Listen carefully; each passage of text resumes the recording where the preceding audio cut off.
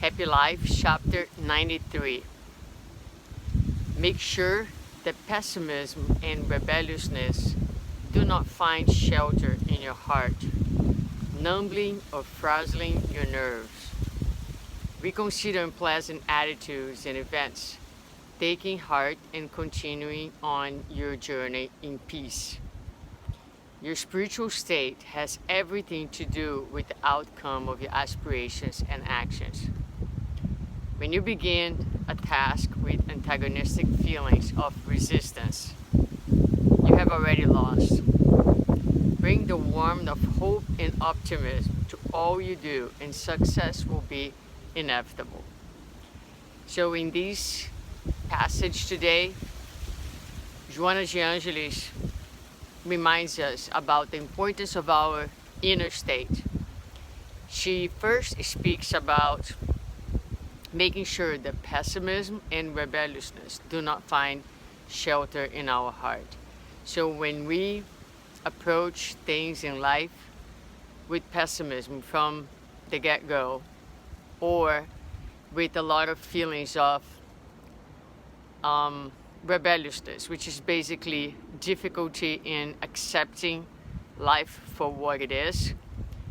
Life is not rarely ever what we truly want, but it is what we truly need.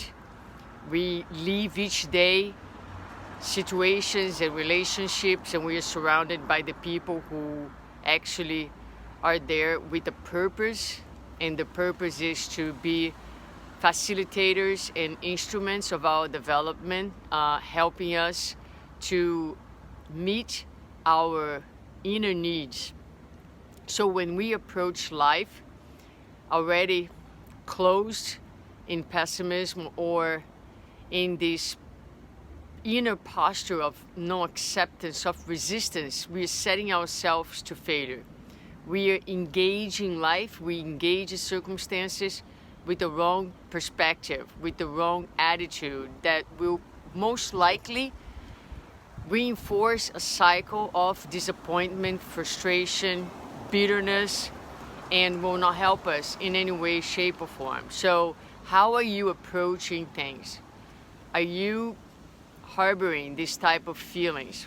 If you are, you need to take a look at why. It would be helpful to understand why, and it would be helpful to seek to shift, understanding that this shift is going to be beneficial to you in first place. So she invites us to reconsider these unpleasant attitudes and events taking place in our hearts so that we can continue our journey in peace. And she reminds us that our spiritual state, so our inner environment, our minds, the way we feel about life and things has everything to do with the outcomes, the results of our aspirations and our actions. So when we approach something already from this very antagonistic way, right? Like in a very negative approach, again, we are setting ourselves to failure. She said, you have already lost. So the final recommendation is that we bring the warmth of hope and optimism to all the things that we do, and we are setting ourselves most likely to success, to victory, to accomplishments. And success is also a word that we need to think a little bit about what it means.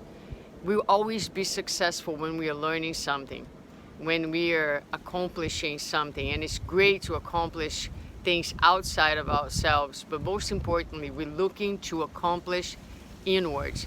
We're looking to grow spiritually. We're looking to seek and achieve enlightenment, consciousness, harmony, and peace.